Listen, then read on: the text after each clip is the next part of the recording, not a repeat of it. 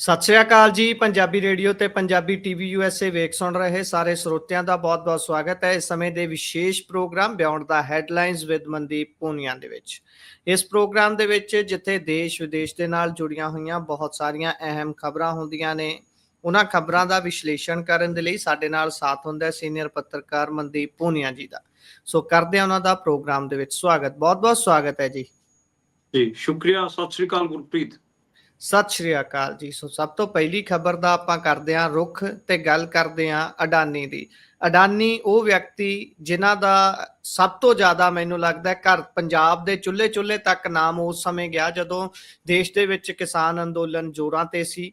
ਹਰ ਘਰ ਦੇ ਚੁੱਲ੍ਹੇ ਤੱਕ ਇਹ ਗੱਲ ਪਹੁੰਚੀ, ਬੀਬੀਆਂ ਤੱਕ ਨੂੰ ਸਾਡੀਆਂ ਨੂੰ ਇਹ ਨਾਮ ਰੱਟ ਗਏ ਅੰਬਾਨੀ ਤੇ ਅਡਾਨੀ। ਪਰ ਉਸ ਦੇ ਬਾਵਜੂਦ ਵੀ ਕਿਸੇ ਕਿਸਮ ਦਾ ਡਰ ਨਹੀਂ ਆ ਰਿਹਾ। ਸਰਕਾਰ ਦੇ ਉਹਨਾਂ ਦੇ ਨਾਲ ਸੰਬੰਧ ਜੱਗ ਜ਼ਾਹਰ ਨੇ, ਫਿਰ ਵੀ ਉਹਨਾਂ ਦੇ ਵੱਲੋਂ ਕੀਤੀਆਂ ਜਾਂਦੀਆਂ ਕਾਰਵਾਈਆਂ 'ਚ 1% ਵੀ ਗਿਰਾਵਟ ਨਹੀਂ ਹੈ। ਉਹ ਦਿਨ ਪ੍ਰਤੀ ਦਿਨ ਬੇਖੌਫ ਹੋ ਕੇ ਆਪਣੇ ਪੱਧਰ ਤੇ ਕਾਰਵਾਈਆਂ ਕਰ ਰਹੇ ਨੇ। ਖਬਰ ਸਾਹਮਣੇ ਆਈ ਹੈ ਬੀਤੇ ਦਿਨ, ਕਈ ਦਿਨਾਂ ਤੋਂ ਇਸ ਨੂੰ ਲੈ ਕੇ ਇੱਕ ਰਿਪੋਰਟ ਕਾਫੀ ਜਨਤਕ ਹੋਈ ਹੈ। ਉਹ ਕਹਿ ਲਈਏ ਵੱਖ-ਵੱਖ ਪਲੇਟਫਾਰਮਸ ਤੇ ਵਾਇਰਲ ਹੋ ਰਹੀ ਹੈ ਕਿ 1 ਰੁਪਏ ਦੇ ਵਿੱਚ 1 ਬਿੱਗਾ ਜ਼ਮੀਨ 30 ਸਾਲ ਦੇ ਲਈ ਲਗਾਤਾਰ ਪਟੇ ਤੇ ਲੈ ਲਈ ਜਾਂਦੀ ਹੈ। ਇਹ ਕੀ ਮਾਜਰਾ ਹੈ ਸਾਰਾ? ਭਾਗਲਪੁਰ ਦੀ ਇਹ ਘਟਨਾ ਦੱਸੀ ਜਾ ਰਹੀ ਹੈ। 1020 ਏਕੜ ਜ਼ਮੀਨ ਹੈ। ਕੀ ਸੱਚੀਓ ਇਹ ਪ੍ਰੈਕਟੀਕਲੀ ਪੋਸੀਬਲ ਹੈ? ਕਾਗਜ਼ਾਂ 'ਚ ਇਹ ਚੀਜ਼ ਪੋਸੀਬਲ ਹੈ ਕਿ 1 ਰੁਪਏ ਤੇ ਉੱਪਰ ਸਾਲਾਨਾ ਕਹਿ ਲਈਏ ਹਿਸਾਬ ਦੇ ਨਾਲ ਕਿਸੇ ਨੂੰ ਜ਼ਮੀਨ ਮਿਲ ਜਾਵੇ? ਹਾਂਜੀ, ਇਹ ਅਡਾਨੀ ਸਾਹਿਬ ਵਾਸਤੇ ਹੋਇਆਗਾ ਤੇ ਆਪਣੀ ਸਰਕਾਰ ਨੇ ਕੀਤਾ ਹੈ। ਜਿਹੜੀ ਮੌਕੇ ਦੀ ਹੁਕੂਮਤ ਹੈ ਉਹਨੇ ਅਡਾਨੀ ਸਾਹਿਬ ਨੂੰ 1 ਰੁਪਏ ਪ੍ਰਤੀ ਏਕੜ ਦੇ ਪੱਟੇ ਤੇ ਬਿਹਾਰ ਦੇ ਵਿੱਚ 1020 ਏਕੜ ਜ਼ਮੀਨ 25 ਸਾਲ ਵਾਸਤੇ ਲੀਜ਼ ਤੇ ਦਿੱਤੀ ਹੈਗੀ ਆ ਤੇ ਉਹਦੇ ਤੇ ਇੱਕ ਪਾਵਰ ਪਲਾਂਟ ਦਾ ਉਹ ਕੀਤਾ ਜਾਊਗਾ। ਪਾਵਰ ਪਲਾਂਟ ਬਣਾਇਆ ਜਾਊਗਾ ਤੇ ਉਹ ਕਿਤੇ ਨਾ ਕਿਤੇ ਉਹਦੇ 'ਚ ਜਿਹੜੀ ਉਹ ਜ਼ਮੀਨ ਵੀ ਹੈ 1000 ਏਕੜ ਦੇ ਕਰੀਬ, ਉਹ ਫਰਟਾਈਲ ਲੈਂਡ ਹੈ, ਬਿਲਕੁਲ ਉਪਜਾਊ ਜ਼ਮੀਨ ਹੈ। ਉੱਥੇ ਖੇਤੀਬਾੜੀ ਹੁੰਦੀ ਹੈ, ਆਮ ਅਤੇ ਲੀਚੀਆਂ ਦੇ ਬਾਗ ਵੀ ਨੇ ਉਸ ਜ਼ਮੀਨ ਤੇ। ਕਿਸਾਨਾਂ ਨੂੰ ਲੱਗ ਰਿਹਾਗਾ ਕਿ ਉਹਨਾਂ ਨੂੰ ਪੂਰੇ ਮੁਆਵਜ਼ੇ ਨਹੀਂ ਦਿੱਤੇ ਮਿਲਣਗੇ ਜ਼ਮੀਨ ਦੇ। ਚਲੋ ਮਾੜਾ ਮੋਟਾ ਮੁਆਵਜ਼ਾ ਮਿਲ ਵੀ ਜਾਊ, ਪਰ ਉਹਨਾਂ ਨੂੰ ਉਹਨਾਂ ਦੇ ਅੰਦੋਲਨ ਤੋਂ ਬਾਅਦ ਪਰ ਉਹਨਾਂ ਦੀ ਜਿਹੜੀ ਰੋਜੀ ਰੋਟੀ ਹੈ ਉਹ ਤਾਂ ਇਹਦੇ 'ਚ ਮਤਲਬ ਚਲੀ ਗਈ ਹੈ। ਇਹ ਗੱਲ ਹੈ। ਤੇ ਇਹ ਜਿਹੜਾ ਦੱਸਿਆ ਜਾ ਰਿਹਾ ਹੈਗਾ ਕੋਲੇ ਵਾਲਾ ਜਿਹੜਾ ਪਾਵਰ ਪਲਾਂਟ ਹੈ, ਥਰਮਲ ਪਾਵਰ ਪਲਾਂਟ, ਉਹ ਲਗਾਏ ਜਾਣ ਦੀ ਗੱਲ ਆ ਰਹੀ ਹੈ। ਉਹਦੇ ਤੇ ਸਵਾਲ ਵੀ এনवायरमेंट ਵਾਲੇ ਪੱਖ ਤੇ ਦੇਖੋਗੇ ਤਾਂ ਫਿਰ ਮਤਲਬ ਉਸ ਦੇ ਆਲੇ ਦੁਆਲੇ ਦੇ ਲੋਕਾਂ ਤੇ ਜਿਹੜੇ ਪ੍ਰਭਾਵ ਪੈਣਗੇ ਉਸ ਥਰਮਲ ਪਾਵਰ ਪਲਾਂਟ ਦੇ, ਉਹ ਵੀ ਹੈਗੇ ਆ। ਬਾਕੀ 15 ਸਤੰਬਰ ਨੂੰ ਨਰਿੰਦਰ ਮੋਦੀ ਹੋਣਾ ਨੇ ਬਿਹਾਰ ਦੇ ਪੂਰਨੀਆ 'ਚ ਲਗਭਗ 40,000 ਕਰੋੜ ਰੁਪਏ ਦੀ ਜਿਹੜੀ ਡਿਵੈਲਪਮੈਂਟ ਆਪਣੀ ਸਕੀਮਾਂ ਸੀ ਉਹਦਾ ਉਦਘਾਟਨ ਕੀਤਾ ਸੀ। ਉਹਦੇ 'ਚ ਭਾਗਲਪੁਰ 'ਚ ਜਿਹੜੀ 25,000 ਕਰੋੜ ਦੀ ਲਾਗਤ ਤੋਂ 2400 ਮੈਗਾਵਾਟ ਦਾ ਜਿਹੜਾ ਕੋਇਲਾ ਆਧਾਰਿਤ ਥਰਮਲ ਪਾਵਰ ਪਲਾਂਟ ਬਣਨਾ ਸੀ ਉਹ ਵੀ ਸ਼ਾਮਲ ਸੀ। ਹੁਣ ਮਾਮਲਾ ਤਾਂ ਇਹ ਹੈ ਕਿ ਜਿਹੜੀ ਅਡਾਨੀ ਪਾਵਰ ਲਿਮਟਿਡ ਹੈਗੀ ਆ ਉਹ 25 ਸਾਲ ਵਾਸਤੇ ਉਸ ਤੇ ਕਬਜ਼ ਰਹੂਗੀ ਤੇ ਉਹਨੂੰ ਜ਼ਮੀਨ ਕਿੰਨੇ ਰੁਪਏ ਦੀ? 1 ਰੁਪਏ ਦੀ ਮਿਲੀ। ਇਹ ਕਿਤੇ ਨਾ ਕਿਤੇ ਇੱਕ ਵੱਡਾ ਆਪਾਂ ਕਹਿ ਲਈਏ ਕਿ ਨਜ਼ਰ ਆ ਰਿਹਾਗਾ ਕਿ ਅਡਾਨੀ ਅਤੇ ਮੋਦੀ ਦਾ ਜਿਹੜਾ ਗੱਠਜੋੜ ਹੈ ਉਹ ਆਪਾਂ ਨੂੰ ਦੇਖਣ ਨੂੰ ਮਿਲ ਰਿਹਾਗਾ। ਨੋ ਡਾਊਟ ਹਰਿਆਣਾ ਅਤੇ ਪੰਜਾਬ ਦੇ ਜਿਹੜੇ ਕਿਸਾਨ ਸੀ ਉਹ ਤਾਂ 2020 ਚ ਹੀ ਸਮਝ ਗਏ ਸੀਗੇ ਕਿ ਇਹਨਾਂ ਦੇ ਗੱਠਜੋੜ ਵਾਸਤੇ ਇਹ ਜਿਹੜਾ ਗੱਠਜੋੜ ਹੈ ਕੀ ਗੁੱਲ ਖਿਲਾਣਾ ਚਾਹ ਰਿਹਾਗਾ। ਸ਼ਾਇਦ ਬਿਹਾਰ ਦੇ ਕਿਸਾਨਾਂ ਨੂੰ ਇਸ ਵਾਰ ਪਤਾ ਲੱਗ ਜਾਵੇ। ਹਾਲਾਂਕਿ ਉੱਥੇ ਕੋਈ ਵੱਡਾ ਅੰਦੋਲਨ ਹਜੇ ਸ਼ੁਰੂ ਨਹੀਂ ਹੋਇਆਗਾ, ਪਰ ਲੋਕਾਂ ਨੇ ਉੱਥੇ ਆਵਾਜ਼ ਚੱਕਣੀ ਸ਼ੁਰੂ ਕਰ ਦਿੱਤੀ ਹੈ ਤੇ ਕਹਿ ਰਹੇ ਨੇ ਕਿ ਇਹ ਬਹੁਤ ਗਲਤ ਹੋ ਰਿਹਾਗਾ। ਕਿਸਾਨਾਂ ਦੀ ਜ਼ਮੀਨ ਇੰਨੇ ਸਸਤੇ 'ਚ ਅਡਾਨੀ ਨੂੰ ਸੌਂਪੀ ਜਾ ਰਹੀ ਹੈ।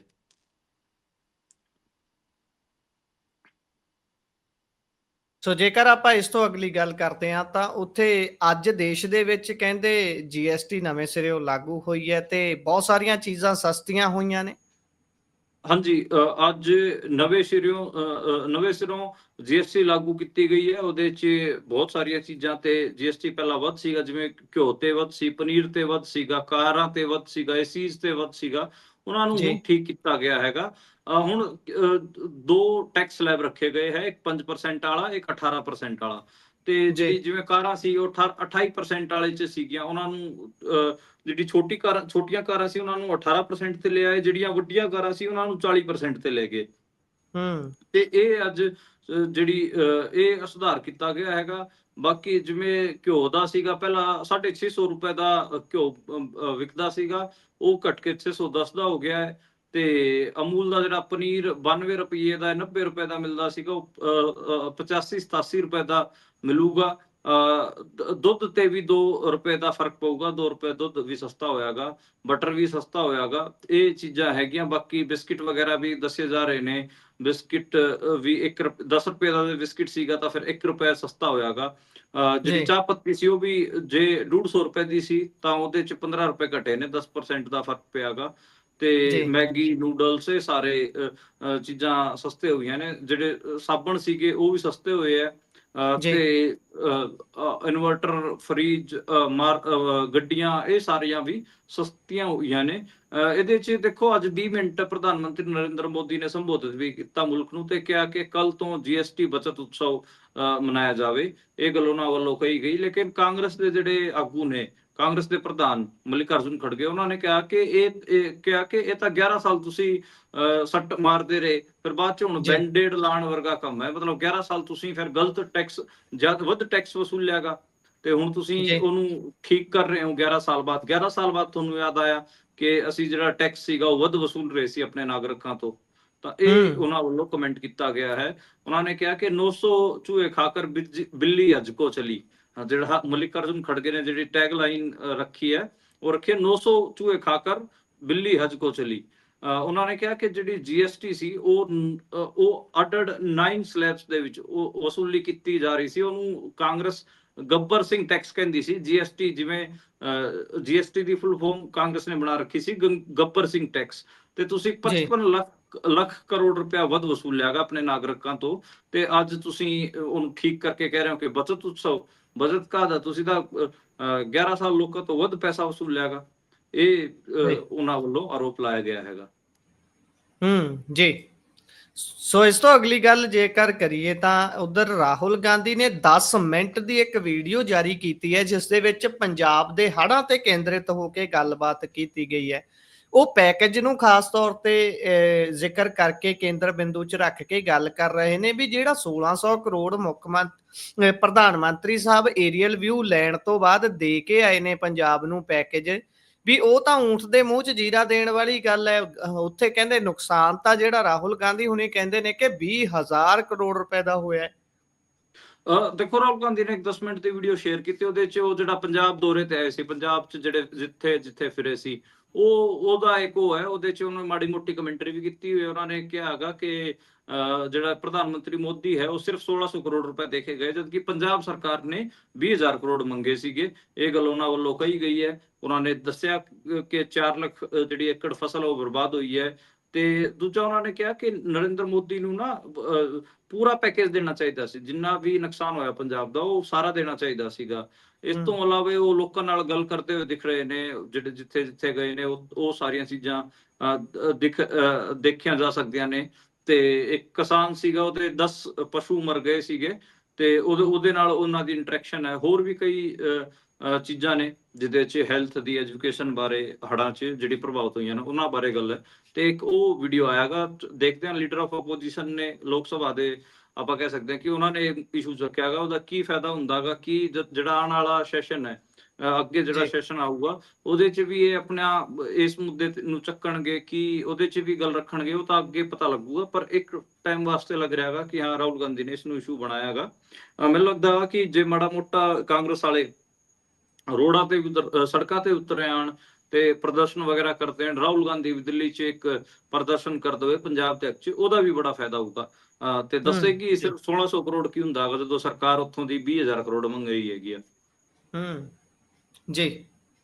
ਸੋ ਜੇਕਰ ਆਪਾਂ ਇਸ ਤੋਂ ਅਗਲੀ ਗੱਲ ਕਰੀਏ ਤਾਂ ਉਧਰ ਫਸਲਾਂ ਕਹਿੰਦੇ ਖਰਾਬ ਹੋਈਆਂ ਹਰਿਆਣੇ ਦੀਆਂ, ਤੇ ਉਹਦਾ ਮੁਆਵਜ਼ਾ ਯੂਪੀ ਤੇ ਰਾਜਸਥਾਨ ਨੂੰ ਮਿਲੂਗਾ। ਇਹ ਕਿਵੇਂ ਪੋਸੀਬਲ ਹੈ ਜੀ? ਇਹ ਕਹਿੰਦੇ ਵੀ ਪੰਜੀਕਰਨ 'ਚ ਗੜਬੜ ਹੈ। ਇੱਕ ਪੋਰਟਲ ਬਣਾ ਰੱਖਿਆ ਨਾ, ਮੇਰੀ ਫਸਲ ਮੇਰਾ ਬਿਊਰਾ, ਉਹਦੇ 'ਚ ਗੜਬੜਾਂ ਨੇ। ਉਹ ਇੰਨੀ ਗੜਬੜਾਂ ਹੋਈਆਂ ਨੇ ਕਿ ਜਿਹੜਾ ਮੁਆਵਜ਼ਾ ਹੈ ਉਹ ਮਿਲ ਰਿਹਾਗਾ ਯੂਪੀ ਅਤੇ ਰਾਜਸਥਾਨ ਦੇ ਕਿਸਾਨਾਂ ਨੂੰ। ਹਾਲਾਂਕਿ ਗਿਰਦਾਵਰੀ ਵੀ ਹੋ ਚੁੱਕੀ ਹੈ, ਪਰ ਦੇਖੋ ਇਹ ਤਾਂ ਬੜਾ ਰੌਲਾ ਹੈ ਹੀ। ਮਤਲਬ ਇਹ ਪਹਿਲਾਂ ਵੀ ਆਪਾਂ ਗੱਲ ਕਰਦੇ ਰਹੇ ਹਾਂ, ਪੰਜਾਬ ਤੇ ਹਰਿਆਣੇ ਦੇ ਕਿਸਾਨਾਂ ਨੂੰ ਜਿੰਨੀ ਮਾਰ ਪੈ ਰਹੀ ਹੈ, ਉਹਨਾਂ ਨੂੰ ਤਾਂ ਕੋਈ ਮੁਆਵਜ਼ਾ ਵਗੈਰਾ ਦਿੱਤਾ ਨਹੀਂ ਜਾ ਰਿਹਾ। ਤੇ ਉਧਰ ਇਹ ਆਪਣੇ ਵਾਲੇ ਇਲਾਕਿਆਂ 'ਚ ਖੂਬ ਪੈਸਾ ਵੰਡ ਰਹੇ ਨੇ ਹਿੰਦੀ ਬੈਲਟ 'ਚ। ਹਰਿਆਣੇ 'ਚ ਆਪਾਂ ਨੂੰ ਪਤਾ ਕਿ ਕਿੰਨੀ ਜ਼ਮੀਨਾਂ ਖਰਾਬ ਹੋਈਆਂ ਹੁਣ ਪਿੱਛੇ ਜਿਹੜਾ ਹੜ੍ਹ ਆਏ ਸੀ। ਹਰਿਆਣੇ 'ਚ ਵੀ ਠੀਕ ਠਾਕ ਨੁਕਸਾਨ ਹੈ। ਜਿਵੇਂ ਪੰਜਾਬ ਦੇ ਨੁਕਸਾਨ ਬਾਰੇ ਬਹੁਤ ਗੱਲ ਹੋਈ ਹੈ, ਹਰਿਆਣੇ ਦੇ ਨੁਕਸਾਨ ਬਾਰੇ ਉਨੀ ਗੱਲ ਨਹੀਂ ਹੋ ਪਾਈ। ਤੇ ਹਰਿਆਣੇ 'ਚ ਵੀ ਠੀਕ ਠਾਕ ਨੁਕਸਾਨ ਹੋਇਆਗਾ। ਲੇਕਿਨ ਦੇਖੋ ਜਿਹੜੇ ਕਿਸਾਨ ਹੈਗੇ ਆ, ਲਤਾਣੀ ਪਿੰਡ ਹੋ ਗਿਆ, ਤਾਲੂ ਪਿੰਡ ਹੋ ਗਿਆ, ਹੋਰ ਬਥੇਰੇ ਪਿੰਡ ਨੇ, ਉਹਨਾਂ ਨੇ ਜਦੋਂ ਆਪਣਾ ਜਿਹੜੀ ਫਸਲ ਹੈ, ਜਿਹੜਾ ਰਕਬਾ ਹੈਗਾ, ਉਹ ਮਤਲਬ ਜਦੋਂ ਪੋਰਟਲ ਤੇ ਚੜਾਇਆ ਤਾਂ ਫਿਰ ਉਹ ਯੂਪੀ ਅਤੇ ਰਾਜਸਥਾਨ ਦੇ ਕਿਸਾਨਾਂ ਨੂੰ ਉਹਦਾ ਮੁਆਵਜ਼ੇ ਦਾ ਫਾਇਦਾ ਹੀ ਗੱਲ ਆ ਰਹੀ ਹੈ। 5 ਲੱਖ ਕਿਸਾਨ ਇਹਦੇ ਨਾਲ ਪ੍ਰਭਾਵਿਤ ਹਨ। ਹਾਲਾਂਕਿ ਇਹ ਜਿਹੜੀ ਗੱਲ ਉੱਠੇ, ਕਿਸਾਨਾਂ ਨੇ ਮਾੜਾ ਮੋਟਾ ਅੰਦੋਲਨ ਵੀ ਕੀਤਾ ਉੱਥੇ ਡਿਸਟ੍ਰਿਕਟ ਲੈਵਲ ਤੇ, ਤਾਂ ਹੁਣ ਕਹਿ ਰਹੇ ਨੇ ਜੀ ਅਧਿਕਾਰੀ ਕਿ ਨਹੀਂ ਅਸੀਂ ਠੀਕ ਕਰ ਦਿਆਂਗੇ, ਅਸੀਂ ਇਹ ਕਰ ਦਿਆਂਗੇ, ਅਸੀਂ ਉਹ ਕਰ ਦਿਆਂਗੇ। ਪਰ ਇਹ ਜੀ ਹਕੀਕਤ ਹੈ, ਮਤਲਬ ਨੁਕਸਾਨ ਇੱਧਰਲੇ ਕਿਸਾਨਾਂ ਦਾ ਹੋ ਰਿਹਾਗਾ ਤੇ ਪੈਸੇ ਉੱਧਰ ਜਾ ਰਹੇ ਨੇ। ਜੀ ਸੋ ਜੇਕਰ ਅਗਲੀ ਗੱਲ ਆਪਾਂ ਕਰਦੇ ਹਾਂ ਤਾਂ ਉਧਰ ਭਾਰਤ ਤੇ ਪਾਕਿਸਤਾਨ ਦੇ ਵਿਚਾਲੇ ਜਿਹੜਾ ਆਪਰੇਸ਼ਨ ਸੰਦੂਰ ਸੀ, ਉਸ ਤੋਂ ਬਾਅਦ ਨੈਸ਼ਨਲਿਜ਼ਮ ਦਾ ਢੰਡੋਰਾ ਪਿੱਟਦਿਆਂ ਬਹੁਤ ਸਾਰੀਆਂ ਗੱਲਾਂ ਕਰਦਿਆਂ ਲੋਕ ਕਹਿੰਦੇ ਵੀ ਨਹੀਂ ਖੇਡਣਾ ਚਾਹੀਦਾ ਕ੍ਰਿਕਟ ਮੈਚ ਪਾਕਿਸਤਾਨ ਦੇ ਨਾਲ, ਕੁਝ ਕਹਿੰਦੇ ਵੀ ਨਹੀਂ ਇਹ ਖੇਡਣਾ ਚਾਹੀਦਾ ਹੈ, ਕ੍ਰਿਕਟ ਨੂੰ ਇੱਦਾਂ ਦੀਆਂ ਚੀਜ਼ਾਂ ਤੋਂ ਜਾਂ ਸਪੋਰਟਸ ਨੂੰ ਇੱਦਾਂ ਦੀਆਂ ਚੀਜ਼ਾਂ ਤੋਂ ਦੂਰ ਰੱਖਣਾ ਚਾਹੀਦਾ ਹੈ। ਪਰ ਉਹ ਅਛੂਤੀਆਂ ਨਹੀਂ ਰਹਿੰਦੀਆਂ। ਇਹ ਆਪਰੇਸ਼ਨ ਸੰਦੂਰ ਤੋਂ ਬਾਅਦ ਲਗਾਤਾਰ ਹੁਣ ਦੂਸਰਾ ਮੈਚ ਵੀ ਪਾਕਿਸਤਾਨ ਦੇ ਨਾਲ ਭਾਰਤ ਨੇ ਖੇਡਿਆ, ਪਰ ਔਨ ਦਾ ਫੀਲਡ ਬਹੁਤ ਸਾਰੀਆਂ ਚੀਜ਼ਾਂ ਨਜ਼ਰ ਆਉਂਦੀਆਂ ਨੇ ਜਿਹੜੀਆਂ ਝਲਕਾਰਾ ਪਾਉਂਦੀਆਂ ਨੇ ਵੀ ਕੜੱਤਣ ਉਹੀ ਹੈ, ਆਪਰੇਸ਼ਨ ਸੰਦੂਰ ਜਿੱਦਾਂ ਚੱਲ ਹੀ ਰਿਹਾ ਹੋਵੇ ਹਾਲੇ। ਹਾਂਜੀ, ਬੇਸਿਕਲੀ ਇਹ ਲੱਗਿਆ, ਮਤਲਬ ਇੱਕ ਤਾਂ ਦੇਖੋ ਦੋਵੇਂ ਜਿਹੜੇ ਮੁਲਕਾਂ ਦੇ ਖਿਡਾਰੀ ਨੇ ਆਪਸ 'ਚ ਉਹ ਹੱਥ ਵਗੈਰਾ ਨਹੀਂ ਮਿਲਾ ਰਹੇ ਤੇ ਉੱਥੇ ਵੀ ਆਪਣੀ ਤਲਖੀਆਂ ਦਿਖਾ ਰਹੇ ਨੇ। ਪਾਕਿਸਤਾਨ ਦੇ ਜਿਹੜੇ ਖਿਡਾਰੀ ਨੇ ਉਹ ਇਸ਼ਾਰੇ ਵੀ ਕਰ ਰਹੇ ਸੀ। ਜਿਵੇਂ ਜਿਹੜਾ ਇੱਕ ਬੱਲੇਬਾਜ਼ ਸੀਗਾ ਸਾਹਿਬਜ਼ਾਦਾ ਫਰਮਾਨ, ਉਹਨੇ ਜਦੋਂ 50 ਲਾਈ ਤਾਂ ਫਿਰ ਉਹਨੇ ਬੈਟ ਆਪਣਾ ਜਿਵੇਂ ਬੰਦੂਕ ਜਾਂ ਫਿਰ ਮਿਸਾਈਲ ਨਹੀਂ ਦਾਗਦੇ ਹੁੰਦੇ, ਐਵੇਂ ਕੀਤਾ। ਉਸ ਤੋਂ ਬਾਅਦ ਇੱਕ ਜਿਹੜਾ ਖਿਡਾਰੀ ਸੀਗਾ ਉਹਨੇ ਇਸ਼ਾਰਾ ਕੀਤਾ ਕਿ ਅਸੀਂ 6 ਤੁਹਾਡੇ ਰਫੇਲ ਹੈਗੇ ਆ ਫਾਈਟਰ ਜੈਟ, ਉਹ ਡਿੱਗੇ ਨੇ। ਆਪਾਂ ਨੂੰ ਪਤਾ ਕਿ ਜਿਹੜਾ ਇੱਕ ਖਿਡਾਰੀ ਸੀਗੀ ਇਹਨਾਂ ਇੰਡੀਆ ਦਾ ਕੈਪਟਨ, ਉਹਦੇ ਚ ਵੀ ਆਪਾਂ ਨੂੰ ਦੇਖਣ ਨੂੰ ਮਿਲਿਆ ਸੂਰਿਆ ਕੁਮਾਰ ਯਾਦਵ, ਉਹਨੇ ਸਲਮਾਨ ਅਲੀ ਨਾਲ, ਜਿਹੜਾ ਪਾਕਿਸਤਾਨ ਦਾ ਕੈਪਟਨ ਸੀ, ਉਹਦੇ ਨਾਲ ਹੱਥ ਵੀ ਨਹੀਂ ਮਿਲਾਇਆ। ਤਾਂ ਇਹ ਤਲਖੀਆਂ ਦੇਖਣ ਨੂੰ ਮਿਲ ਰਹੀਆਂ ਨੇ। ਮਤਲਬ ਸਮਝ ਨਹੀਂ ਆ ਰਿਹਾ ਕਿ ਜੇ ਤੁਸੀਂ ਤੇ ਖੇਡ ਰਹੇ ਹੋ ਤਾਂ ਫਿਰ ਉਹਨੂੰ ਚੰਗੇ ਤਰੀਕੇ ਨਾਲ ਖੇਡ ਰਹੋ। ਜਿਹੜੀਆਂ ਮੂਰਖਤਾਵਾਂ ਸਰਕਾਰਾਂ ਕਰ ਰਹੀਆਂ ਨੇ ਉਹਨਾਂ ਦਾ ਅਸਰ ਖਿਡਾਰੀਆਂ ਤੇ ਕਿਉਂ ਆਵੇ, ਇਹ ਤਾਂ ਮੇਰਾ ਇੱਕ ਸਵਾਲ ਹੈ। ਮਤਲਬ ਮੈਂ ਤਾਂ ਦੇਖਦਾ ਕਿ ਬਹੁਤ ਮੁਸ਼ਕਲ ਹੁੰਦਾ ਜਾ ਰਿਹਾ ਹੈਗਾ। ਇਹ ਨਾ ਹੋਵੇ ਕਿ ਸਾਰੇ ਹੀ ਜਿਹੜੀ ਸਰਕਾਰਾਂ ਮੂਰਖਤਾਵਾਂ ਕਰ ਰਹੀਆਂ ਨੇ ਉਹਨਾਂ 'ਚ ਫਿਰ ਸਾਰੇ ਲੋਕ ਵੀ ਸ਼ਾਮਲ ਹੋ ਜਾਣ ਉਹਨਾਂ ਮੂਰਖਤਾਵਾਂ 'ਚ। ਉਹ ਮੈਨੂੰ ਲੱਗਦਾ ਹੈਗਾ ਕਿ ਉਹਦੇ ਤੋਂ ਬਚਿਆ ਜਾ ਸਕਦਾ ਹੈ। ਆਪਾਂ ਨੂੰ ਵੀ ਕੋਸ਼ਿਸ਼ ਕਰਨੀ ਚਾਹੀਦੀ ਕਿ ਜਿਹੜੀ ਠੀਕ ਹੈ ਦੋਨੋਂ ਮੁਲਕਾਂ ਦੀ ਹਕੂਮਤਾਂ ਕੋਈ ਵੀ ਪਾਗਲਪੰਤੀ ਕਰਦੇ ਰਹਿਣ, ਆਪਾਂ ਉਹਦੇ 'ਚ ਕਿਉਂ ਸ਼ਾਮਲ ਹੋਈਏ। ਖਿਡਾਰੀਓ ਤੁਸੀਂ ਚੰਗੇ ਤਰੀਕੇ ਨਾਲ ਖੇਡੋ, ਇੱਕ ਦੋਸਤੀ ਨਿਭਾਓ। ਮਤਲਬ ਇੱਕ ਦੋਸਤੀ ਮੈਂ ਤਾਂ ਉਹ ਦੇਖਦਾ ਹਾਂ ਅਰਸ਼ਦ ਨਦੀਮ ਅਤੇ ਨੀਰਜ ਚੋਪੜਾ ਦੀ ਤਾਂ ਵੀ ਤਾਂ ਹੈਗੀ ਆ। ਸਾਰੇ ਦੋਵੇਂ ਮੁਲਕਾਂ ਦੀ ਹਕੂਮਤਾਂ ਤੇ ਉਹਨਾਂ ਦੇ ਚਮਚੇ ਭੜਕਾਉਂਦੇ ਨੇ, ਉਹ ਕਦੇ ਵੀ ਨਹੀਂ ਭੜਕੇ। ਦੋਵੇਂ ਜਾਣੇ ਉਸ ਕਿਸਮ ਦਾ ਇੱਕ ਖਿਡਾਰੀਆਂ ਦਾ ਆਪਸ 'ਚ ਵਿਵਹਾਰ ਪਿਆਰ ਹੋ ਸਕਦਾ ਹੈਗਾ। ਪਰ ਇੱਥੇ ਤਾਂ ਮਤਲਬ ਬਹੁਤ ਗਰਮੀ ਦੇਖਣ ਨੂੰ ਮਿਲੀ। ਕੋਈ ਕੁਛ ਇਸ਼ਾਰੇ ਕਰ ਰਿਹਾ ਹੈਗਾ, ਕੋਈ ਆਪਸ 'ਚ ਭਿੜ ਰਹੇ ਨੇ, ਹੱਥ ਵੀ ਨਹੀਂ ਮਿਲਾ ਰਹੇ। ਕੋਈ ਇਹ ਕਹਿ ਰਿਹਾ ਹੈਗਾ ਕਿ ਅਸੀਂ ਤੁਹਾਡੇ 6 ਫਾਈਟਰ ਜੈਟ ਡੇਗ ਤੇ 50 ਮਾਰਨ ਤੋਂ ਬਾਅਦ ਉਹ ਬੰਦੂਕ ਵਰਗਾ ਬੈਟ ਦਾ ਸਿੰਬਲ ਬਣਾ ਰਹੇ ਨੇ। ਉਹਦਾ ਮਤਲਬ ਕੋਈ ਮਤਲਬ ਹੈ ਨਹੀਂ। ਮਤਲਬ ਤੁਸੀਂ ਤਾਂ ਹੋਰ ਕੜੱਤਣ ਵਧਾ ਰਹੇ ਹੋ। ਮਤਲਬ ਖੇਡ ਜਿਹੜਾ ਹੈ ਉਹ ਤਾਂ ਜਿਹੜੀ ਕੜੱਤਣ ਹੈ ਉਹਨੂੰ ਘੱਟ ਕਰਦਾ ਹੈਗਾ, ਤੁਸੀਂ ਤਾਂ ਹੋਰ ਕੜੱਤਣਾ ਵਧਾ ਰਹੇ ਹੋ। ਤਾਂ ਇਸ ਕਿਸਮ ਦੇ ਖੇਡ ਦਾ ਕੋਈ ਮਤਲਬ ਤਾਂ ਹੈ ਨਹੀਂ ਮੈਨੂੰ ਲੱਗਦਾ ਹੈਗਾ। ਫਿਰ ਤਾਂ ਤੁਸੀਂ ਨਾ ਹੀ ਖੇਡ ਦਿੱਤਾ ਜ਼ਿਆਦਾ ਬਿਹਤਰ ਸੀਗਾ। ਪਲੇਅਰਾਂ ਤੋਂ ਮੈਨੂੰ ਆਸ ਸੀ ਕਿ ਉਹ ਥੋੜੇ ਵਧੀਆ ਆਪਾਂ ਕਹੀਏ ਕਿ ਇੱਕ ਪਿਆਰ ਮੁਹੱਬਤ ਦਾ ਸੰਦੇਸ਼ ਦੇਣਗੇ, ਪਰ ਉਹਨਾਂ ਨੇ ਤਾਂ ਉਸ ਤੋਂ ਉਲਟਾ ਹੀ ਕੀਤਾ। ਜੀ ਸੋ ਜੇਕਰ ਅਗਲੀ ਗੱਲ ਕਰੀਏ ਤਾਂ ਉਧਰ ਕਹਿੰਦੇ ਆਸ ਹੈ ਵੀ ਸ਼ਾਇਦ ਹੁਣ ਬੀਬੀਆਂ ਨੂੰ 1000 ਰੁਪਈਆ ਪ੍ਰਤੀ ਮਹੀਨਾ ਮਿਲਣ ਦੀ ਜਗ੍ਹਾ ਪੰਜਾਬ ਸਰਕਾਰ 1100 ਰੁਪਈਆ ਪ੍ਰਤੀ ਮਹੀਨਾ ਦੇਣ ਦੀ ਤਿਆਰੀ 'ਚ ਹੈ। ਇਹ ਵੋਟਾਂ ਦਾ ਨੇੜਾ ਆਉਂਦਿਆਂ ਦੇਖ ਕੇ ਕੀਤੀ ਜਾ ਰਹੀ ਤਿਆਰੀ ਨੂੰ ਇਹਨੂੰ ਮੰਨੀਏ ਜਾਂ ਫਿਰ ਇਹ ਹਾਲੇ ਵੀ ਸ਼ਗੂਫਾਈ ਹੈ?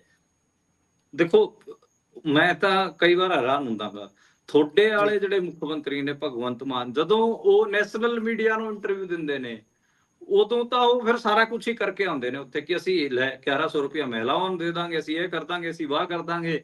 ਲੇਕਿਨ ਜਦੋਂ ਇੱਥੇ ਆਉਂਦੇ ਨੇ ਉਹ ਸਾਰੀਆਂ ਚੀਜ਼ਾਂ ਭੁੱਲ ਜਾਂਦੇ ਨੇ। ਮੈਨੂੰ ਵੀ ਇਹੀ ਲੱਗਦਾਗਾ ਕਿ ਜਦੋਂ ਸਾਲ ਰਹਿ ਜਾਊਗਾ ਇਲੈਕਸ਼ਨਾਂ ਦਾ, ਯਾਨੀ ਕਿ ਅਗਲੇ ਸਾਲ 2026 ਚ ਇਹ ਜੀ ਤੇ ਜਦੋਂ ਆਪਾਂ ਕਹਿ ਲਈਏ ਕਿ ਇਲੈਕਸ਼ਨਾਂ ਦਾ ਵੇਲਾ ਆਂਦਾ ਜਾਊਗਾ, ਜਿਵੇਂ ਜਿਵੇਂ ਮਤਲਬ ਇਲੈਕਸ਼ਨ ਨਜ਼ਦੀਕ ਹੋਣਗੇ ਪੰਜਾਬ ਦੇ, ਉਵੇਂ ਉਵੇਂ ਫਿਰ ਇਹ ਕੁਝ ਸਕੀਮਾਂ ਕੱਢ ਕੇ ਲੈ ਕੇ ਆਣਗੇ। ਜਿਵੇਂ ਇੱਕ ਤਾਂ ਇਹੀ ਮਾਮਲਾ ਹੋ ਗਿਆ 1100 ਰੁਪਏ ਮਹਿਲਾਵਾਂ ਨੂੰ, ਔਰਤਾਂ ਨੂੰ ਦੇਣ ਵਾਲਾ। ਇੱਕ ਦੂਜਾ ਇੱਕ ਹੋਰ ਸਕੀਮ ਵੀ ਕੱਢੀ ਫਿਰਦੇ ਨੇ, ਸ਼ਾਇਦ 10 ਲੱਖ ਰੁਪਏ ਦੇ ਇਲਾਜ ਵਾਲੀ, ਉਹ ਵੀ ਕਹਿੰਦੇ ਕਿ ਅਸੀਂ ਹੁਣ ਪੂਰੀ ਕਰਨੀ ਹੈਗੀ ਆ। ਤੇ ਦੇਖੋ ਇਹ ਤਾਂ ਬਹੁਤ ਕਲੀਅਰ ਸੀਗਾ, ਕਿਉਂਕਿ ਹਰਿਆਣਾ ਇਹਨਾਂ ਦੇ ਪੜੋਸੀ ਜਿਹੜਾ ਸੂਬਾ ਹੈਗਾ, ਉੱਥੋਂ ਦੇ ਜਿਹੜੇ ਮੁੱਖ ਮੰਤਰੀ ਨਾਇਬ ਸਿੰਘ ਸੈਣੀ, ਉਹ ਲਗਾਤਾਰ ਕੋਸ਼ਿਸ਼ ਕਰ ਰਹੇ ਨੇ ਕਿ ਮਹਿਲਾਵਾਂ ਨੂੰ 2500 ਰੁਪਏ, ਉਹਨਾਂ ਨੇ ਵਾਅਦਾ ਕੀਤਾ ਸੀ 2500 ਰੁਪਏ ਮਹੀਨਾ ਦੇਣ ਦਾ, ਉਹ ਸ਼ਾਇਦ ਉਹ ਪੂਰਾ ਕਰ ਲੈਣ ਤੇ ਉਹਨਾਂ ਦਾ ਪ੍ਰੈਸ਼ਰ ਵੀ ਵਧੂਗਾ। ਦੂਜਾ ਮਤਲਬ ਇਹਨਾਂ ਨੂੰ ਇਹ ਲੱਗ ਰਿਹਾ ਹੈਗਾ ਕਿ ਜਿੰਨੀ ਸਾਡੀ ਐਂਟੀ ਇਨਕੰਬੈਂਸੀ ਹੋ ਰਹੀ ਹੈ, ਉਹਨੂੰ ਕਿਤੇ ਕਿਤੇ ਨਾ ਕਿਤੇ ਵੂਮਨ ਵੋਟਰ ਜਿਹੜੀ ਹੈ, ਔਰਤਾਂ ਦੀ ਵੋਟਾਂ ਨਾਲ ਅਸੀਂ ਟੈਕਲ ਕਰਾਂਗੇ। ਉਹ ਸਾਰੇ ਤੋਂ ਹੀ ਇਹ ਚੀਜ਼ਾਂ ਨੂੰ ਕੱਢ ਰਹੇ ਨੇ। ਤਾਂ ਇਹ ਮਾਮਲਾ ਹੈ, ਮਤਲਬ ਹੁਣ ਜਿੰਨੀਆਂ ਵੀ ਚੀਜ਼ਾਂ ਕਰ ਰਹੇ ਨੇ, ਤੁਸੀਂ ਦੇਖੋਗੇ ਤੇ ਖਾਸ ਕਰ ਨੈਸ਼ਨਲ ਮੀਡੀਆ ਤੇ ਤੁਸੀਂ ਦੇਖ ਹੀ ਰਹੇ ਹੋਗੇ, ਆਜ ਤੱਕ ਨੂੰ, ਨਿਊਜ਼ 18 ਨੂੰ, ਬਹੁਤ ਸਾਰੇ ਚੈਨਲਾਂ ਨੂੰ ਇਹਨਾਂ ਨੇ ਹੁਣ ਇੰਟਰਵਿਊ ਦਿੱਤੇ ਨੇ। ਉਹਨਾਂ 'ਚ ਕੀ ਕਰ ਰਹੇ ਨੇ, ਉਹਨਾਂ 'ਚ ਇੱਕ ਤਾਂ ਜਿਹੜੇ ਅਕਾਲੀ ਨੇ, ਕਾਂਗਰਸੀ ਨੇ, ਉਹਨਾਂ ਦਾ ਜਿਹੜਾ ਪਾਸਟ ਪਿਛੋਕੜ, ਉਹਦੇ ਬਾਰੇ ਗੱਲ ਕਰ ਰਹੇ ਨੇ ਕਿ ਇਹਨਾਂ ਨੇ ਤਾਂ ਏਦਾਂ ਖਰਾਬ ਕੀਤਾ, ਇਹ ਤਾਂ ਇਹ ਨੇ, ਤਾਂ ਉਹ ਨੇ, ਤਾਂ ਨਸ਼ੇ ਦੇ ਵਪਾਰੀ ਰਹੇ ਨੇ, ਤਾਂ ਰਾਜੇ ਬਾਰੇ ਕੁਝ ਬੋਲਤਾ, ਕਿਸੇ ਬਾਰੇ ਕੁਝ ਬੋਲਤਾ, ਕੈਪਟਨ ਬਾਰੇ। ਇੱਕ ਉਹਨਾਂ ਦੀ ਰਟੀ ਰਟਾਈ ਕੈਸਟ, ਜਿਹੜਾ ਕਿ ਜਦੋਂ ਇਹ ਸੰਘਰਸ਼ ਕਰ ਰਹੇ ਸੀ ਉਦੋਂ ਜਿਹੜੀਆਂ ਚੀਜ਼ਾਂ ਬੋਲਦੇ ਸੀ ਉਹ ਹੀ ਬੋਲ ਕੇ ਆ ਰਹੇ ਨੇ।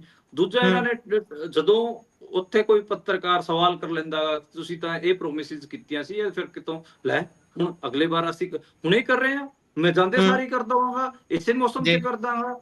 ਮਤਲਬ ਤੁਸੀਂ ਯਾਦ ਕਰੋ, ਜਦੋਂ ਦਿੱਲੀ ਦਾ ਵਿਧਾਨ ਸਭਾ ਚੋਣ ਚੱਲ ਰਿਹਾ ਸੀ ਇਸ ਸਾਲ ਦੀ ਸ਼ੁਰੂਆਤ 'ਚ, ਉਦੋਂ ਵੀ ਇਹਨਾਂ ਤੋਂ ਇੰਟਰਵਿਊ ਦੇ ਰਹੇ ਸੀ, ਇਹਨਾਂ ਤੋਂ ਪੁੱਛਿਆ ਜਾ ਰਿਹਾ ਸੀ ਕਿ ਪੰਜਾਬ 'ਚ ਮਹਿਲਾਵਾਂ ਨੂੰ ਕਦੋਂ ਪੈਸੇ ਦੇਣਗੇ। ਅਬ ਕੀ ਬਾਰ ਇਹ ਇੱਕ ਤਾਂ ਹਿੰਦੀ ਵੀ ਬੜੀ ਜਾਲੀ ਜੀ ਬੋਲਦੇ ਨੇ, ਅਬ ਕੀ ਬਾਰ कर देंगे, अब की बार देखना ये सेशन आएगा, अब की बार पैसे दे देंगे औरतों को। मतलब ਮੈਨੂੰ ਲੱਗਦਾ ਹੈ ਕਿ ਪੰਜਾਬ ਦੀ ਔਰਤਾਂ ਵੀ ਦੇਖ ਹੀ ਰਹੀਆਂ ਨੇ ਕਿ ਕਦੋਂ ਦੇਣਗੇ, ਕਦੋਂ ਇਹਨਾਂ ਦਾ ਸੈਸ਼ਨ ਆਊਗਾ। ਬਹੁਤ ਮਤਲਬ ਟਫ ਹੈ। ਜਿਸ ਹਿਸਾਬ ਦਾ ਰੂਰਲ ਕ੍ਰਾਈਸਿਸ ਹੈ, ਜਿਸ ਹਿਸਾਬ ਦਾ ਸ਼ਹਿਰਾਂ 'ਚ ਵੀ ਕ੍ਰਾਈਸਿਸ ਆ ਰਿਹਾ ਗਾ, ਜਿਹੜੀ ਨਿਊਟ੍ਰੀਸ਼ਨ ਦੀ, ਜਿਹੜੀ ਪੋਸ਼ਣ ਦੀ ਥਾਲੀ ਹੈ, ਉਹ ਵੀ ਮਹਿੰਗੀ ਹੋ ਰਹੀ ਹੈ। ਮੈਂ ਤਾਂ ਕਈ ਸਾਰੇ ਪਰਿਵਾਰਾਂ ਨੂੰ ਜਾਣਦਾ ਗਾ ਜਿੱਥੇ ਸਬਜ਼ੀ ਘੱਟ ਬਣਨ ਲੱਗ ਪਈ ਹੈ, ਦੁੱਧ ਉਹ ਘੱਟ ਪੀਂਦੇ ਨੇ, ਇਹ ਸਾਰਾ ਵੀ ਦੇਖਣ ਨੂੰ ਮਿਲ ਰਿਹਾ ਹੈਗਾ। ਤੇ ਜਿਹੜੀ ਮਤਲਬ ਜਦੋਂ ਗਰੀਬੀ ਆਉਂਦੀ ਹੈਗੀ ਆ, ਫਿਰ ਕਿਸੇ ਵੀ ਕਿਸਮ ਦਾ ਕ੍ਰਾਈਸਿਸ ਜਾਂ ਸੰਕਟ ਆਉਂਦਾ ਹੈਗਾ, ਸਭ ਤੋਂ ਵੱਧ ਅਸਰ ਔਰਤਾਂ ਤੇ ਹੀ ਪੈਂਦਾ ਗਾ। ਮੈਂ ਇਸ ਕਰਕੇ ਔਰਤਾਂ ਨੂੰ ਪੈਸੇ ਦੇਣ ਦਾ, ਕੈਸ਼ ਦੇਣ ਦਾ ਹਮਾਇਤੀਆਂ ਸਮਰਥਨ ਕਰਦਾ, ਕਿਉਂਕਿ ਆਪਾਂ ਨੂੰ ਪਤਾ ਕਿ ਜਿਵੇਂ ਘਰ 'ਚ ਜੇ ਇੱਕ ਐਪਲ ਆ ਗਿਆ, ਇੱਕ ਐਪਲ ਜੇ ਕਿਤੋਂ ਵੀ ਆ ਗਿਆ, ਤੇ ਆਪਾਂ ਨੂੰ ਪਤਾ ਕਿ ਉਹ ਮੁੰਡੇ ਨੂੰ ਦਿੱਤਾ ਜਾਊਗਾ, ਔਰਤ ਨੂੰ ਨਹੀਂ ਮਿਲੂਗਾ। ਉਹ ਇਹ ਮਤਲਬ ਖੁਰਾਕ ਦੀ ਵੀ ਪ੍ਰਾਇੋਰਟੀ ਕਿਹਦੀ ਰਹਿੰਦੀ ਹੈ। ਇਸੇ ਕਰਕੇ ਔਰਤਾਂ ਐਨੇਮਿਕ ਵੀ ਵੱਧ ਹੁੰਦੀਆਂ ਨੇ, 50% ਤੋਂ ਵੱਧ ਔਰਤਾਂ ਆਪਾਂ ਨੂੰ ਪਤਾ ਕਿ ਐਨੇਮਿਕ ਹੁੰਦੀਆਂ ਨੇ। ਉਹਦਾ ਰੀਜਨ ਵੀ ਇਹੀ ਹੈ, ਗਰੀਬ ਪਰਿਵਾਰਾਂ 'ਚ, ਇਹ ਸਾਰੇ 'ਚ। ਤਾਂ ਜੇ ਔਰਤਾਂ ਨੂੰ 1100 ਰੁਪਇਆ ਗਰੀਬ ਪਰਿਵਾਰ ਦੀ ਔਰਤਾਂ ਨੂੰ ਜੇ ਮਿਲੂਗਾ, ਤੇ ਮੈਨੂੰ ਲੱਗਦਾ ਕਿ ਉਹ ਵਧੀਆ ਹੀ ਗੱਲ ਸੀਗੀ। ਪਰ ਪਤਾ ਨਹੀਂ ਕਦੋਂ ਇਹ ਦੇਣਗੇ, ਕਦੋਂ ਨਹੀਂ ਦੇਣਗੇ, ਇਹ ਵੀ ਇੱਕ ਅੱਡ ਸਵਾਲ ਹੈ। ਮੈਨੂੰ ਤਾਂ ਲੱਗਦਾ ਹੈ ਇਹਨਾਂ ਨੇ ਇਹੀ ਡਰਾਮੇ ਕਰਦੇ ਰਹਿਣਾ, ਇਲੈਕਸ਼ਨ ਤੋਂ ਪਹਿਲਾਂ ਦੇ ਦੇਣਗੇ, ਤੇ ਇਲੈਕਸ਼ਨਾਂ ਤੋਂ ਪਹਿਲਾਂ ਵੀ ਇਸ ਕਰਕੇ ਦੇਣਗੇ ਤਾਂ ਕਿ ਜਿਹੜੇ ਵੂਮਨ ਵੋਟਰ ਇਹਨਾਂ ਨੂੰ ਵੋਟਾਂ ਪਾ ਦੇਵੇ।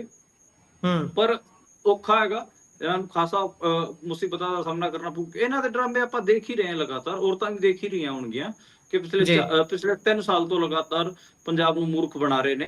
ਜੇ ਇਹਨਾਂ ਨੇ ਹੁਣ ਇਸ ਸਾਲ ਆਪਾਂ ਕਹਿ ਲਈਏ ਕਿ ਇਸ ਮਹੀਨੇ, ਅਗਲੇ ਮਹੀਨੇ ਤੱਕ ਸ਼ੁਰੂ ਨਹੀਂ ਕੀਤਾ, ਫਿਰ ਉਹ ਤਾਂ ਅਗਲਾ ਈਅਰ, ਨੈਕਸਟ ਈਅਰ ਜਿਹੜਾ ਹੈਗਾ, ਤਾਂ ਉਹ ਤਾਂ ਇਲੈਕਸ਼ਨ ਈਅਰ ਹੀ ਵੱਜੂਗਾ, ਕਿਉਂਕਿ 2027 ਚ ਤਾਂ ਫਰਵਰੀ ਚ ਚੋਣ ਹੋ ਜਾਣੇ ਨੇ। ਤਾਂ ਲੋਕ ਤਾਂ ਇਹ ਕਹਿਣਗੇ ਇਲੈਕਸ਼ਨਾਂ ਤੋਂ ਪਹਿਲਾਂ ਇਹਨਾਂ ਨੇ ਦਿੱਤੇ। ਇੱਕ ਗੱਲ ਹੋਰ ਹੈ ਨਾ, ਇਹਦੇ ਵਿੱਚ ਖਜ਼ਾਨੇ 'ਚ ਕਿੰਨਾ ਕੁ ਪੈਸਾ ਹੈ, ਉਹ ਵੀ ਦੇਖਣ ਵਾਲੀ ਗੱਲ ਹੈ। ਖਜ਼ਾਨੇ 'ਚ ਤਾਂ ਤੁਸੀਂ ਵਾਪਸ ਪੈਸੇ ਮੰਗਾ ਰਹੇ ਹੋ, ਵੱਖ-ਵੱਖ ਲੋਕਾਂ ਨੂੰ ਦਿੱਤੇ ਗਏ, ਤਨਖਾਹਾਂ ਲਈ ਦਿੱਤੇ ਗਏ ਪੈਸੇ ਵਾਪਸ ਆ ਰਹੇ ਨੇ, ਕਾਰਪੋਰੇਸ਼ਨਾਂ ਤੋਂ ਪੈਸੇ ਵਾਪਸ ਮੰਗਾਏ ਜਾ ਰਹੇ ਨੇ, ਬੋਰਡਾਂ ਦੇ ਕੋਲ ਪਏ ਪੈਸੇ। ਹੁਣ ਤਾਂ ਇੱਥੇ ਤੱਕ ਗੱਲ ਆ ਚੁੱਕੀ ਹੈ ਕਿ ਜਿਹੜੀਆਂ ਇੰਟਰਵਿਊਜ਼ ਵੱਖ-ਵੱਖ ਅਦਾਰਿਆਂ ਤੇ ਜਾ ਕੇ ਦਿੱਲੀ ਕਰ ਰਹੇ ਨੇ ਮੁੱਖ ਮੰਤਰੀ ਸਾਹਿਬ, ਉਹ ਤਾਂ ਇਹ ਵੱਜ ਰਹੀਆਂ ਨੇ ਵੀ ਭਾਈ ਇਹ ਜਿਹੜਾ ਫੰਡ ਇਕੱਠਾ ਕਰਨ ਲਈ ਇਹਨਾਂ ਨੇ ਗੁਪਤ ਮੀਟਿੰਗ ਕੀਤੀ ਸੀ, ਉਹਦੇ ਜ਼ਰੀਏ ਕੀਤੀਆਂ ਜਾ ਰਹੀਆਂ ਨੇ, ਤਾਂ ਕਿ ਹਰ ਪੱਖ ਤੋਂ ਅਪੀਲ ਕੀਤੀ ਜਾਵੇ। 15 ਦਿਨ ਦਾ ਟਾਈਮ ਤਾਂ ਖੁਦ ਮੁੱਖ ਮੰਤਰੀ ਸਾਹਿਬ ਨੂੰ ਦਿੱਤਾ ਹੈ ਕੇਜਰੀਵਾਲ ਜੀ ਨੇ, ਕਿ ਭਾਈ ਜਿੰਨੇ ਲੋਕਾਂ ਨੂੰ ਫੋਨ ਕਰ ਸਕਦੇ ਹੋ, ਜਿੰਨੇ ਲੋਕਾਂ ਨਾਲ ਗੱਲ ਕਰ ਸਕਦੇ ਹੋ, ਫੰਡ ਇਕੱਠਾ ਕਰੋ, ਆਪਾਂ 27 ਦੀ ਜੜ ਇੱਥੋਂ ਬੰਨਣੀ ਹੈ, ਆਪਾਂ ਇਦਾਂ ਦੇ ਕੰਮ ਕਰਨੇ ਨੇ ਇਹ ਹੜ੍ਹ ਦੇ ਵਿੱਚ ਲੋਕਾਂ ਦੀ ਸੇਵਾ ਦੇ ਲਈ। ਸੋ ਦੇਖਦੇ ਹਾਂ ਬਣਦਾ ਕੀ ਹੈ। ਵੈਸੇ 1000 ਰੁਪਈਆ ਬੀਬੀਆਂ ਨੇ ਇਹਨਾਂ ਤੋਂ ਮੰਗਿਆ ਨਹੀਂ ਸੀ, ਇਹਨਾਂ ਨੇ ਪ੍ਰੋਮਿਸ ਕੀਤਾ, ਜਦੋਂ ਪ੍ਰੋਮਿਸ ਹੋ ਜਾਂਦਾ ਹੈ ਤਾਂ ਫਿਰ ਹਰ ਕਿਸੇ ਦੀ ਨਿਗਾਹ ਵੀ ਟਿਕ ਜਾਂਦੀ ਹੈ। ਅੱਗੇ ਚੱਲਦੇ ਹਾਂ, ਅਗਲੀ ਜੇਕਰ ਗੱਲ ਕਰੀਏ ਤਾਂ ਉਧਰ ਕਰਤਾਰਪੁਰ ਸਾਹਿਬ ਗੁਰਦੁਆਰਾ, ਬੇਸ਼ੱਕ ਇਸ ਸਮੇਂ ਗੁਰਦੁਆਰਾ ਸਾਹਿਬ ਖੁੱਲ ਗਏ ਨੇ, ਪਰ ਉੱਥੇ ਭਾਰਤੀਆਂ ਨੂੰ ਜਾਣ ਦੀ ਹਾਲੇ ਤੱਕ ਇਜਾਜ਼ਤ ਨਹੀਂ ਹੈਗੀ। SGPC ਨੇ ਇਸ ਤੇ ਸਵਾਲ ਚੁੱਕਿਆ ਵੀ ਕਹਿੰਦੇ ਕ੍ਰਿਕਟ ਤੁਹਾਡੀ ਸੰਭਵ ਹੈ, ਪਰ ਤੁਸੀਂ ਧਾਰਮਿਕ ਸਥਲਾਂ ਦੇ ਉੱਪਰ ਸਾਨੂੰ ਜਾਣ ਤੋਂ ਰੋਕ ਰਹੇ ਹੋ। ਹਾਂਜੀ, ਆਪਾਂ ਨੂੰ ਪਤਾ ਹੈ ਕਿ ਜਿਹੜੇ ਕੋਰੀਡੋਰ ਸੀ, ਜਿਹੜਾ ਆਪਣਾ ਕੋਰੀਡੋਰ ਹੈ, ਸ੍ਰੀ ਕਰਤਾਰਪੁਰ ਸਾਹਿਬ ਕੋਰੀਡੋਰ, ਉਹਦੀਆਂ ਸੇਵਾਵਾਂ ਪਿਛਲੇ 7 ਮਈ ਤੋਂ ਬੰਦ ਨੇ, ਜਦੋਂ ਤੋਂ ਇਹਨਾਂ ਨੇ ਆਪਰੇਸ਼ਨ ਸੰਦੂਰ ਲਾਂਚ ਕੀਤਾ ਸੀਗਾ। ਤੇ SGPC ਦਾ ਵੀ ਇੱਕ ਡੈਲੀਗੇਸ਼ਨ ਜਾਣਾ ਸੀ, ਉਹਨੂੰ ਵੀ ਨਹੀਂ ਜਾਣ ਦਿੱਤਾ ਗਿਆ। ਹੁਣ ਵੀ ਜਿਹੜੇ ਆਪਾਂ ਕਹਿ ਲਈਏ ਕਿ ਜਿਹੜੇ ਸ਼ਰਧਾਲੂ ਸੀਗੇ ਉਹ ਜਾਣਾ ਚਾਹੁੰਦੇ ਸੀਗੇ, ਉਹਨਾਂ ਨੂੰ ਵੀ ਵੀਜ਼ਾ ਨਹੀਂ ਦਿੱਤੇ ਗਏ। ਹੜ੍ਹਾਂ 'ਚ ਤਕਰੀਬਨ 10-11 ਫਿਟ ਪਾਣੀ ਉਸ ਕੈਂਪਸ 'ਚ ਆਲੇ ਦੁਆਲੇ ਭਰ ਗਿਆ ਸੀਗਾ। ਤੇ ਹੁਣ ਉਹ ਸਾਰਾ ਕੁਝ ਉੱਥੇ ਚੀਜ਼ਾਂ ਠੀਕ ਹੋ ਗਈਆਂ ਨੇ ਆਮ ਲੋਕਾਂ ਵਾਸਤੇ। ਜਿਹੜੇ ਆਮ ਉੱਥੋਂ ਦੇ ਜਿਹੜੇ ਵਸਨੀਕ ਨੇ, ਫਿਰ ਹੋਰ ਜਿਹੜੇ ਅੱਡ-ਅੱਡ ਮੁਲਕਾਂ ਦੇ ਜਿਹੜੇ ਵੀਜ਼ਾ ਲੈ ਕੇ ਉੱਥੇ ਪਹੁੰਚਦੇ ਨੇ, ਉਹਨਾਂ ਵਾਸਤੇ ਗੁਰਦੁਆਰਾ ਸਾਹਿਬ ਖੋਲ ਦਿੱਤਾ ਗਿਆ ਹੈਗਾ। ਤੇ ਆਪਾਂ ਨੂੰ ਪਤਾ ਕਿ ਜਿਹੜੇ ਇੱਥੇ ਇੰਡੀਆ ਵਾਲੇ ਪੱਖ 'ਚ ਜੇ ਆਪਾਂ ਦੇਖੀਏ ਤਾਂ ਖਾਸਾ ਮਤਲਬ ਮੁਸ਼ਕਲਾਂ ਦਾ ਦੌਰ ਹੈ। ਜਿਹੜੇ ਇੰਡੀਆ ਦੇ ਪੰਜਾਬ ਤੋਂ ਉੱਧਰ ਜਾਣਾ ਚਾਹੁੰਦੇ ਨੇ, ਕਿਉਂਕਿ ਆਪਰੇਸ਼ਨ ਸੰਦੂਰ ਤੋਂ ਬਾਅਦ ਕੋਰੀਡੋਰ ਵੀ ਬੰਦ ਹੈ, ਤੇ ਜਿਹੜੇ ਸ਼ਰਧਾਲੂ ਜਾਣਾ ਚਾਹੁੰਦੇ ਉਹਨਾਂ ਨੂੰ ਵੀ ਨਹੀਂ ਜਾਣ ਦਿੱਤਾ ਜਾ ਰਿਹਾ। ਜਿਹੜੇ SGPC ਦੇ ਪ੍ਰੈਜ਼ੀਡੈਂਟ ਨੇ ਹਰਜਿੰਦਰ ਸਿੰਘ ਧਾਮੀ, ਉਹਨਾਂ ਨੇ ਇਹ ਸਵਾਲ ਚੁੱਕਿਆ ਸੀਗਾ ਕਿ ਠੀਕ ਹੈ, ਤੁਸੀਂ ਪਾਕਿਸਤਾਨ ਨਾਲ ਕ੍ਰਿਕਟ ਮੈਚ ਤਾਂ ਖੇਡ ਰਹੇ ਹੋ, ਪਰ ਜਿਹੜੇ ਸਿੱਖ ਸ਼ਰਧਾਲੂ ਨੇ ਉਹ ਜੇ ਆਪਣੇ ਪਵਿੱਤਰ ਸਥਲਾਂ ਤੇ ਜਾਣਾ ਚਾਹੁੰਦੇ ਨੇ, ਉਹਨਾਂ ਨੂੰ ਤੁਸੀਂ ਜਾਣ ਤੋਂ ਰੋਕ ਰਹੇ ਹੋ। ਅਕਾਲੀ ਦਲ ਜਿਹੜੀ ਵਾਰਿਸ ਪੰਜਾਬ ਦੇ ਅੰਮ੍ਰਿਤਪਾਲ ਸਿੰਘ ਉਹਨਾਂ ਦੀ ਜਥੇਬੰਦੀ, ਉਹਨੇ ਵੀ ਇਸ ਨੂੰ ਪੋਲੀਟੀਕਲ ਇਸ਼ੂ ਬਣਾਇਆ ਸੀਗਾ। ਦੇਖਦੇ ਹਾਂ ਬਾਕੀ ਅੱਗੇ ਹੁੰਦਾ ਕੀ ਹੈ। ਜਿਹੜੇ ਹੋਮ ਮਿਨਿਸਟਰੀ ਹੈ, ਉਹਨੇ ਇੱਕ ਸਟੈਂਡ ਲਿਆ ਹੋਇਆ ਹੈਗਾ। ਉਹਨਾਂ ਨੇ ਇੱਕ ਲੈਟਰ ਵੀ ਜਾਰੀ ਕੀਤਾ ਸੀਗਾ। ਉਹਨਾਂ ਨੇ ਕਿਹਾ ਸੀਗਾ ਕਿ ਬਾਰਡਰ ਤੇ ਜਿਹੜੇ ਹਾਲਾਤ ਨੇ ਉਹ ਤਣਾਅਪੂਰਨ ਨੇ, ਇਸ ਕਰਕੇ ਅਸੀਂ ਪਾਕਿਸਤਾਨ 'ਚ ਨਹੀਂ ਭੇਜਣਾ ਚਾਹੁੰਦੇ ਆਪਣੇ ਤੀਰਥ ਯਾਤਰੀਆਂ ਨੂੰ। ਤੇ ਦੇਖਦੇ ਹਾਂ ਮਤਲਬ ਇਹ ਕਦੋਂ ਤੱਕ ਜਿਹੜੀ ਹੋਮ ਮਿਨਿਸਟਰੀ ਹੈ ਉਹ ਇਸ ਸਟੈਂਡ ਤੇ ਬਰਕਰਾਰ ਹੋਊਗੀ, ਕਦੋਂ ਤੱਕ ਇਹ ਚੀਜ਼ਾਂ ਚਲਦੀਆਂ ਰਹਿਣਗੀਆਂ। ਜੀ। ਸੋ ਜੇਕਰ ਆਪਾਂ ਅਗਲੀ ਗੱਲ ਦੇ ਵੱਲ, ਅਗਲੀ ਖਬਰ ਦੇ ਵੱਲ ਵਧੀਏ ਤਾਂ ਉਧਰ ਰੰਗਦਾਰੀ ਕੇਸ ਦੇ ਵਿੱਚ ਅੱਜ ਪੰਜਾਬ ਦੇ ਇੱਕ ਵਿਧਾਇਕ ਨੂੰ ਜ਼ਮਾਨਤ ਮਿਲ ਗਈ ਹੈ। ਹਾਂਜੀ, ਪੰਜਾਬ ਜਲੰਧਰ ਸੈਂਟਰਲ ਤੋਂ ਵਿਧਾਇਕ ਸੀਗੇ ਆਮ ਆਦਮੀ ਪਾਰਟੀ ਦੇ ਰਮਨ ਅਰੋੜਾ। ਰਿਸ਼ਵਤਖੋਰੀ ਵਾਲੇ ਮਾਮਲੇ 'ਚ, ਰੰਗਦਾਰੀ ਵਾਲੇ ਮਾਮਲੇ 'ਚ ਉਹਨਾਂ ਨੂੰ ਜ਼ਮਾਨਤ ਦਿੱਤੀ ਗਈ ਹੈ। 25,000 ਰੁਪਏ ਦਾ ਬੇਲ ਬੌਂਡ ਭਰ ਕੇ ਉਹਨੂੰ ਛੱਡਿਆ ਗਿਆ ਹੈਗਾ। ਉਹ 23 ਮਈ 2025 ਨੂੰ ਰਾਮਾ ਮੰਡੀ ਦੇ ਵਿੱਚ ਉਹਨਾਂ ਦੇ ਖਿਲਾਫ ਰੰਗਦਾਰੀ ਦਾ ਮੁਕੱਦਮਾ ਦਰਜ ਕੀਤਾ ਗਿਆ ਸੀ। ਬਾਅਦ 'ਚ ਗ੍ਰਿਫਤਾਰ ਕੀਤਾ ਗਿਆ ਸੀ ਉਹਨਾਂ ਨੂੰ। 5 ਲੱਖ ਰੁਪਏ ਨਕਦ ਅਤੇ 1 ਕਿਲੋ ਦੇ ਲਗਭਗ ਜਿਹੜੇ ਸੋਨੇ ਦੇ ਗਹਿਣੇ ਸੀਗੇ, ਉਹ ਉਹਨਾਂ ਤੋਂ ਬਰਾਮਦਗੀ ਦਿਖਾਈ ਗਈ ਸੀ। ਤੇ ਸ਼ੁਰੂਆਤ 'ਚ ਉਹਨਾਂ ਨੂੰ ਰਿਮਾਂਡ ਤੇ ਵੀ ਰੱਖਿਆ ਗਿਆ, ਬਾਅਦ 'ਚ ਫਿਰ ਉਹਨਾਂ ਨੂੰ ਜੁਡੀਸ਼ੀਅਲ ਕਸਟਡੀ 'ਚ ਭੇਜ ਦਿੱਤਾ ਗਿਆ, ਤੇ ਹੁਣ ਉਹਨਾਂ ਨੂੰ ਕਿਤੇ ਨਾ ਕਿਤੇ ਜ਼ਮਾਨਤ ਮਿਲੀ ਹੈ। ਪਹਿਲਾਂ ਆਪਾਂ ਨੂੰ ਪਤਾ ਕਿ ਇਸ ਤੋਂ ਜਿਹੜਾ ਰਮਨ ਅਰੋੜਾ ਦੀ ਗ੍ਰਿਫਤਾਰੀ ਸੀਗੀ, ਉਹਨੂੰ ਕਈ ਸਾਰੇ ਲੋਕਾਂ ਨੇ ਵੀ ਕਿਹਾ ਕਿ ਰਾਜਨੀਤੀ ਤੋਂ ਪ੍ਰੇਰਿਤ ਹੈ, ਪਰ ਦੇਖਦੇ ਹਾਂ ਮਤਲਬ ਅੱਗੇ ਬਣਦਾ ਕੀ ਹੈ। ਰਮਨ ਅਰੋੜਾ ਆਮ ਆਦਮੀ ਪਾਰਟੀ ਦੇ ਵਿਧਾਇਕ ਨੇ, ਕੀ ਉਹ ਆਮ ਆਦਮੀ ਪਾਰਟੀ ਨਾਲ ਬਣੇ ਰਹਿਣਗੇ, ਨਹੀਂ ਬਣੇ ਰਹਿਣਗੇ। ਹਾਲਾਂਕਿ ਇਹਨਾਂ ਦੇ ਜਿਹੜੇ ਵਿਧਾਇਕ ਨੇ ਉਹ ਖਾਸੇ ਚੰਨ ਚੜਾ ਰਹੇ ਨੇ। ਜੀ, ਹੁਣ ਹਰਮੀਤ ਪਠਾਨ ਮਾਜਰਾ ਵੀ ਦੇਖ ਹੀ ਲਿਓ ਤੁਸੀਂ। ਜੀ, ਉਹ ਤਾਂ ਕਹਿ ਲਈਏ ਵੀ ਇਹਨਾਂ ਦੀ ਲਿਸਟ ਖਾਸੀ ਲੰਬੀ ਹੈ। ਜਦੋਂ ਅਗਲਿਆਂ ਨੂੰ ਪੁੱਛੋ ਕਹਿੰਦੇ ਅਸੀਂ ਤਾਂ ਚੰਗੇ ਦੇਖ ਕੇ ਹੀ ਲਿਆਂਦੇ ਸੀ, ਪਰ ਸਾਨੂੰ ਕੀ ਪਤਾ ਸੀ ਇਹ ਇਹੋ ਜਿਹੇ ਨਿਕਲਣਗੇ। ਭਾਈ ਤੁਹਾਡੇ ਹੀ ਹੈਗੇ ਨੇ, ਹੁਣ ਚਾਹੇ ਖਰੇ ਨੇ ਚਾਹੇ ਖੋਟੇ ਨੇ, ਸਿੱਕੇ ਤਾਂ ਤੁਹਾਡੇ ਹੀ ਨੇ। ਸੋ ਉਧਰ ਪੰਜਾਬ ਦੇ ਵਿੱਚ ਸਾਬਕਾ ਮੰਤਰੀ ਰਹੇ ਹਰਮੇਲ ਟੌਹੜਾ, ਤੇ ਉਸ ਤੋਂ ਬਾਅਦ ਮਿਊਜ਼ਿਕ ਇੰਡਸਟਰੀ ਦਾ ਵੱਡਾ ਨਾਮ ਸੰਗੀਤਕਾਰ ਚਰਨਜੀਤ ਅਹੂਜਾ, ਦੋਵਾਂ ਦਾ ਨਿਧਨ ਹੋ ਜਾਂਦਾ ਹੈ ਕੱਲ੍ਹ। ਹਾਂਜੀ, ਇਹ ਦੋ ਦੁਖਦ ਖਬਰਾਂ ਨੇ। ਪੰਜਾਬ ਦੀ ਰਾਜਨੀਤੀ 'ਚ ਲੰਬੇ ਸਮੇਂ ਤੱਕ ਸਕਰੀਏ ਰਹੇ ਹਰਮੇਲ ਸਿੰਘ ਟੌਹੜਾ, ਉਹਨਾਂ ਦਾ ਨਿਧਨ ਹੋਇਆਗਾ ਜੀ। ਉਹ ਪਟਿਆਲਾ ਦੇ ਵਿੱਚ ਉਹ ਸਿਆਸਤ ਕਰਦੇ ਸੀ, ਸਨੌਰ ਵਾਲੇ ਇਲਾਕੇ 'ਚ, ਤੇ ਕੈਬਨਿਟ ਮਿਨਿਸਟਰ ਵੀ ਰਹੇ। ਤੇ ਦੂਜਾ ਫਿਰ ਜਿਹੜੇ ਚਰਨਜੀਤ ਅਹੂਜਾ ਹੈਗਾ, ਉਹਨਾਂ ਦਾ ਨਿਧਨ ਹੋਇਆਗਾ, ਉਹਨਾਂ ਦੀ ਮ੍ਰਿਤੂ ਹੋਈ ਹੈ। ਉਹ ਵੀ 74 ਸਾਲ ਦੇ ਸੀਗੇ। ਉਹ ਵੀ ਮਤਲਬ ਕਾਫੀ ਮੰਨੇ ਪ੍ਰਮੰਨੇ, ਆਪਾਂ ਨੂੰ ਪਤਾ ਕਿ ਸੰਗੀਤਕਾਰ ਸੀਗੇ। ਉਹਨਾਂ ਦੇ ਜਿਹੜੇ ਬੇਟੇ ਹੈ ਸਚਿਨ ਅਹੂਜਾ, ਉਹ ਵੀ ਅੱਜ ਦੇ ਟਾਈਮ ਕਾਫੀ ਨਾਮੀ ਗ੍ਰਾਮੀ ਸੰਗੀਤਕਾਰ ਨੇ। ਮੋਹਾਲੀ ਦੇ ਵਿੱਚ ਉਹਨਾਂ ਦਾ ਅੰਤਮ ਸੰਸਕਾਰ ਅੱਜ ਕੀਤਾ ਗਿਆ ਹੈਗਾ। ਬਾਕੀ ਕੱਲ ਜਿਹੜੇ ਕੱਲ ਅੰਤਿਮ ਸੰਸਕਾਰ ਕੀਤਾ ਜਾਊਗਾ ਹਰਮੇਲ ਸਿੰਘ ਜੀ ਟੋੜਾ ਉਹਨਾਂ ਦਾ। ਜੀ, ਇਸੇ ਦੇ ਨਾਲ ਪ੍ਰੋਗਰਾਮ ਦਾ ਸਮਾਂ ਇੱਥੇ ਹੀ ਸਮਾਪਤ ਹੁੰਦਾ ਹੈ। ਤੁਸੀਂ ਜੁੜੇ ਜਾਣਕਾਰੀਆਂ ਸਾਂਝੀਆਂ ਕੀਤੀਆਂ, ਬਹੁਤ ਬਹੁਤ ਧੰਨਵਾਦ ਜੀ।